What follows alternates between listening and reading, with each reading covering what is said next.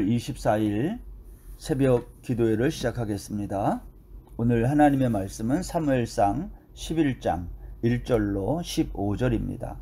암몬 사람 나하스가 올라와서 길르앗 야베스에 맞서 진침해 야베스 모든 사람들이 나하스에게 이르되 우리와 언약하자, 그리하면 우리가 너를 섬기리라 하니 암몬 사람 나하스가 그들에게 이르되 내가 너희 오른 눈을 다 빼야 너희와 언약하리라. 내가 온 이스라엘을 이같이 모욕하리라. 야베스 장로들이 그에게 이르되 우리에게 이레 동안 말미를 주어 우리가 이스라엘 온 지역에 전령들을 보내게 하라. 만일 우리를 구원할 자가 없으면 내게 나아가리라 하니라. 이에 전령들이 사울이 사는 기브아에 이르러 이 말을 백성에게 전하매 모든 백성이 소리를 높여 울더니 마침 사울이 밭에서 소를 몰고 오다가 이르되 백성이 무슨 일로 우느냐 하니 그들이 야베스 사람의 말을 전하니라. 사울이 이 말을 들을 때에 하나님의 영에게 크게 감동되매 그의 노가 크게 일어나 한 겨리의 소를 잡아 각을 뜨고 전령들의 손으로 그것을 이스라엘 모든 지역에 두루 보내어 이르되 누구든지 나와서 사울과 사무엘을 따르지 아니하면 그의 소들도 이와 같이 하리라 하였더니 여호와의 두려움이 백성에게 임하매 그들이 한 사람같이 나온지라. 사울이 벳색에서 그들의 수를 세어보니 이스라엘 자손이 30만 명이요 유다 사람이 3만 명이더라. 무리가 와 있는 전령들에게 이르되 너희는 길르앗 야베스 사람들에게 이같이 이르기를 내일 해가 더울 때에 너희가 구원을 받으리라 하라. 전령들이 돌아가서 야베스 사람들에게 전하며 그들이 기뻐하니라. 야베스 사람들이 이에 이르되 우리가 내일 너희에게 나아가리니 너희 생각에 좋을 대로 우리에게 다 행하라 하니라. 이튿날 사울이 백성을 3대로 나누고 새벽에 적진한 가운데로 들어가서 날이 더울 때까지 암몬 사람들을 치매 남은 자가 다 흩어져서 둘도 함께 한 자가 없었더라. 백성이 사무엘에게 이르되 사울이 어찌 우리를 다스리겠느냐? 한 자가 누구니이까? 그들을 끌어내소서. 우리가 죽이겠나이다. 사울이 이르되 이날에는 사람을 죽이지 못하리니 여호와께서 오늘 이스라엘 중에 구원을 베푸셨음이니라. 사무엘이 백성에게 이르되 오라. 우리가 길갈로 가서 나라를 새롭게 하자. 모든 백성이 길갈로 가서 거기서 여호와 앞에서 사울을 왕으로 삼고 길갈에서 여호와 앞에 화목제를 드리고 사울과 이스라엘 모든 사람이 거기서 크게 기뻐하니라. 아멘. 우리는 어제까지 사울이 이스라엘의 초대 왕이 되는 과정을 살펴보았습니다. 그러나 우리가 이미 본 것처럼 모든 백성이 사울을 왕으로 인정한 것은 아니죠. 오늘 읽은 이 11장은요 사울을 왕으로 인정하지 않는 일부 사람들까지 사울을 왕으로 인정할 수밖에 없도록 만든 사건이 하나 등장합니다. 그것은 위기였어요. 사실 우리 삶에 위기를 좋아하는 사람은 없을 거예요. 그러나 종종 위기는요 우리에게 기회가 돼요. 우리가 신앙생활을 하면서도 신앙생활에 위기가 찾아올 때가 있어요. 그런데 사실 그 신앙생활의 위기는 하나님이 우리를 위해서 사실은 선물로 주신 놀라운 기회라는 것입니다. 우리가 오늘 사무엘상 11장을 통해서 그러한 것들을 살펴보기를 원합니다. 여기 보면 암몬의 나하스가 길르앗을 치러 올라오게 됩니다. 암몬은 요단 동편에 있죠. 길르앗은 요단 동편에 있는 갓지파의 영토였어요. 애굽을 나온 다음 가나안 땅으로 들어가기 전에 루벤 자손, 갓 자손, 그리고 므낫세 반지파는요 많은 가축대가 있었어요.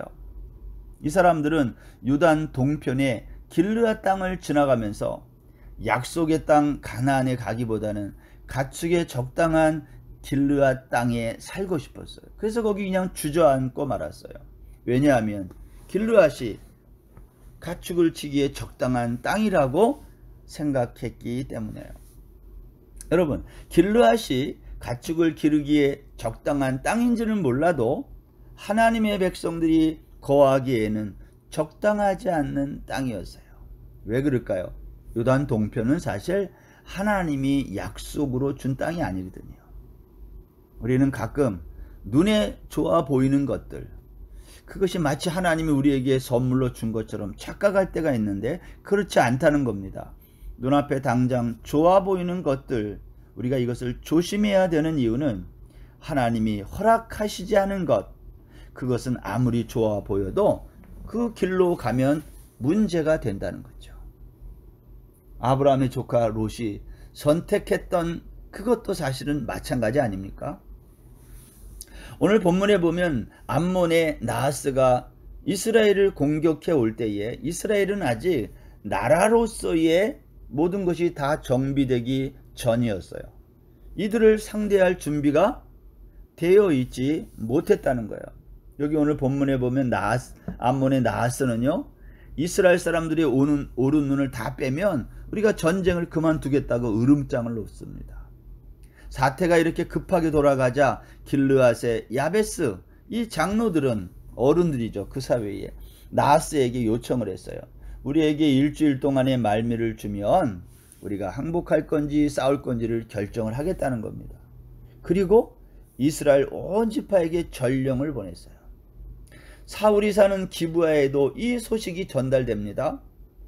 모든 백성이 이 소식을 듣고 소리를 높여 울 때에 사울은 이 소식에 어떠한 반응을 보여요? 성경에 보면 하나님의 영에 감동되어 분노한다 그랬어요. 하나님의 성령의 지배를 받아 분노한 겁니다. 그리고 한 결의의 소를 잡아서 각을 떠서 이스라엘 전 지역에 보내는 거죠. 한 결의는 소 2마리입니다. 소 2마리를 잡아서 각을 떠서 이스라엘 전 지역에 보내면서 말하기를 누구든지 사울과 사무엘을 따르지 않는 자는 이 소처럼 된다.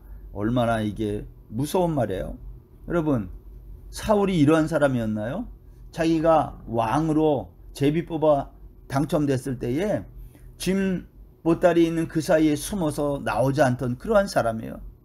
나는 베냐민 지파, 이 작은 지파의 사람인데 어떻게 내가 그러한 일을 할 수 있을까 하고 자기의 정체성에 대해서 늘 흔들렸던 사람 아닌가요? 그런데 오늘 사울이 변한 모습을 우리에게 보여주는 거예요.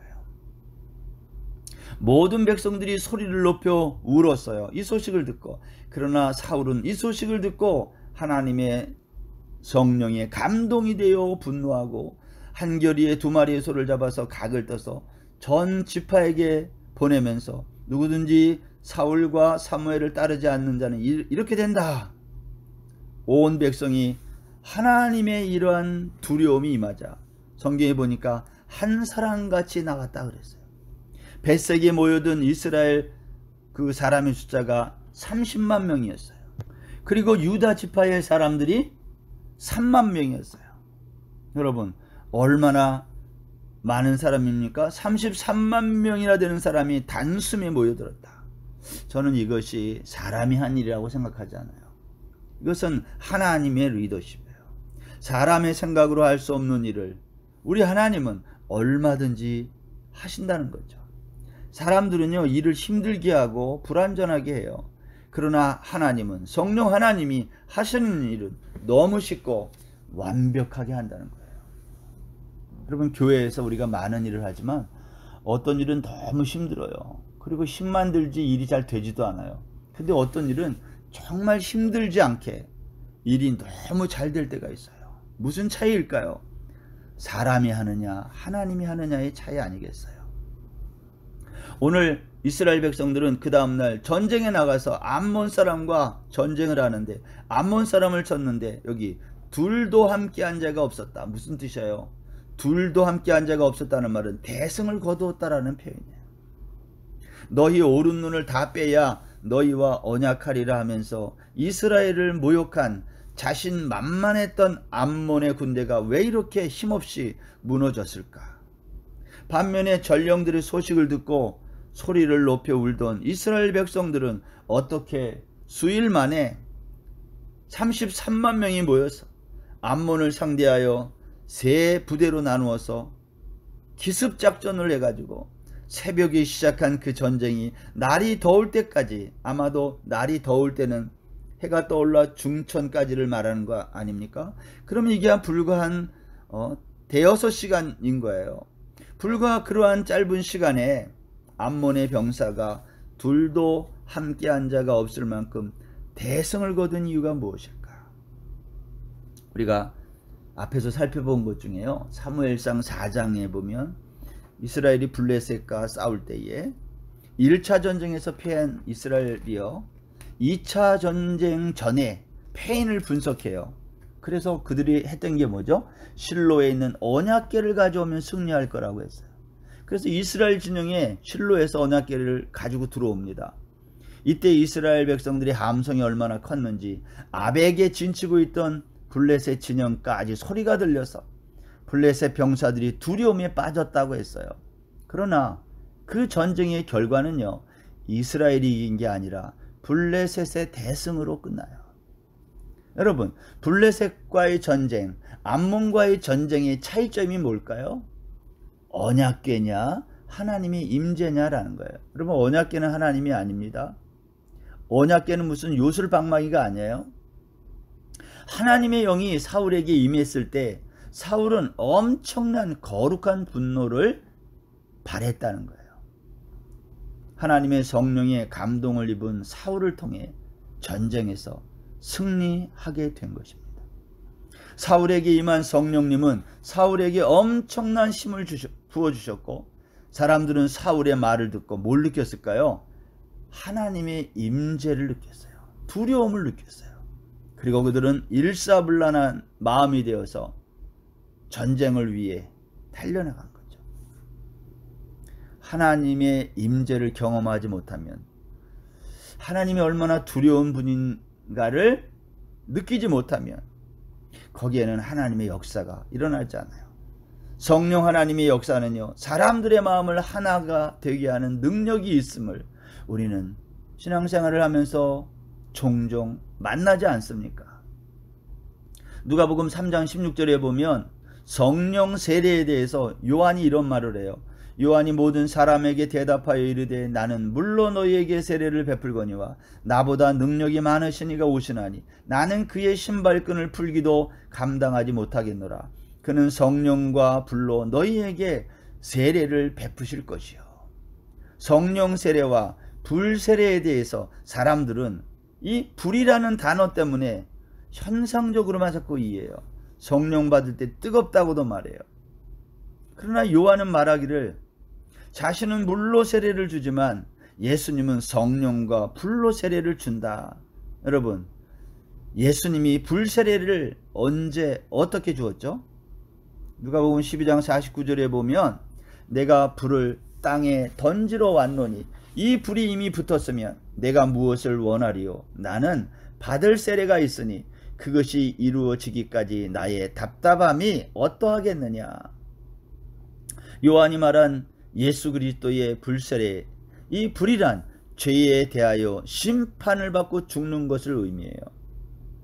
예수님은 십자가에서 온 인류의 죄를 대신해 죽는 것을 뭐라고 표현한 거냐면 그걸 불세례라고 한 거예요.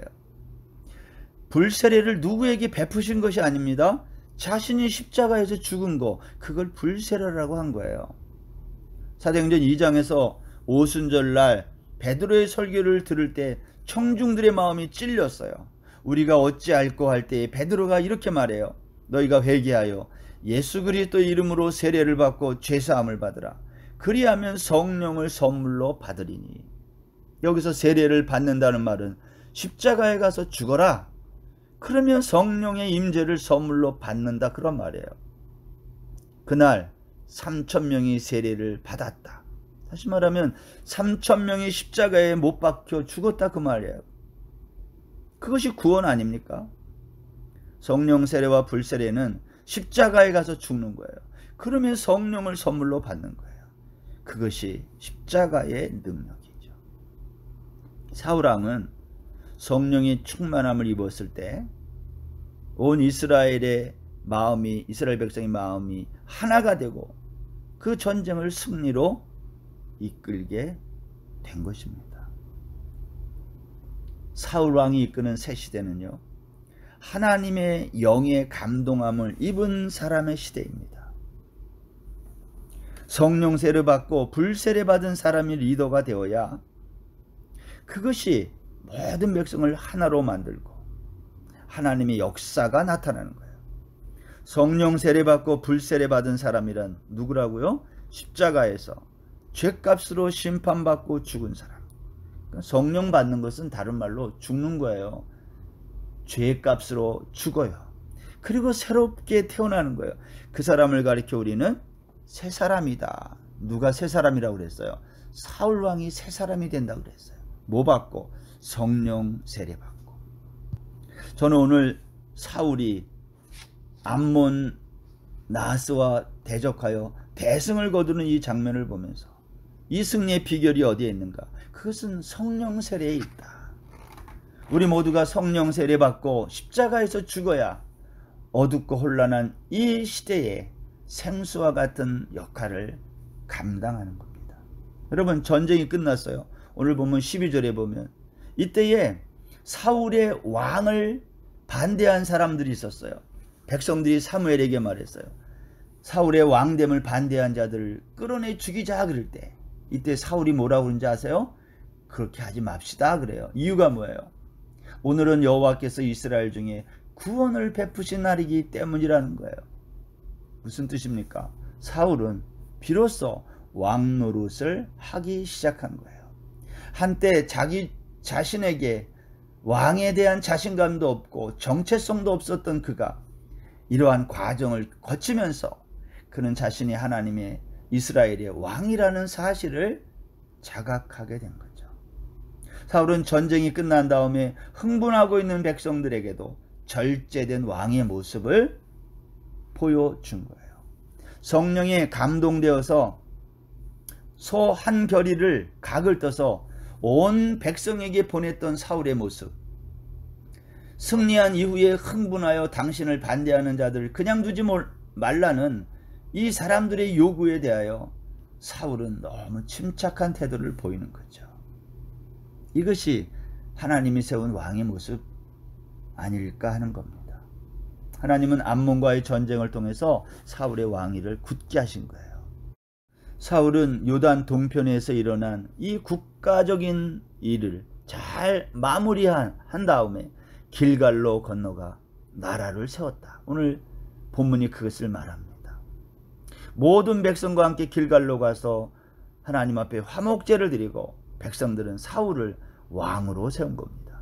그리고 모든 백성이 기뻐한 거예요. 사랑하는 성도 여러분, 우리나라도 새로운 대통령이 지금 세워졌는데 우리나라가 하나님의 뜻으로 하나님의 성령의 인도함을 받는 그러한 나라가 되기를 간절히 소망합니다. 사람이 잘나서 나라가 잘 되는 게 아니라는 거, 하나님의 영이 임할 때에 오늘 저와 여러분 모두에게 하나님의 영이 임하는 거룩한 날 되시기를 주의 이름으로 축원합니다. 기도하겠습니다. 하나님 아버지, 사울을 세워 이스라엘 하나님의 나라를 시작하신 하나님, 한 나라가 어떻게 해야 바로 세워지겠습니까? 성령이 임한 나라, 성령이 임한 사람들에 의해 이끌어지는 나라, 하나님 대한민국이 그런 나라가 되게 하시고 오늘 이 말씀을 듣는 우리 모두가 그러한 나라를 바라보고 이 땅에 하나님의 나라를 세워가는 이 거룩한 사명에 헌신하는 믿음의 사람들 다 되게 하여 주옵소서. 내가 하나님의 백성이고 자녀라는 이 정체성을 잃지 않는 복된 날 되게 하여 주옵소서. 예수님의 이름으로 기도드립니다. 아멘. 오늘 하루도 평안한 날 되십시오.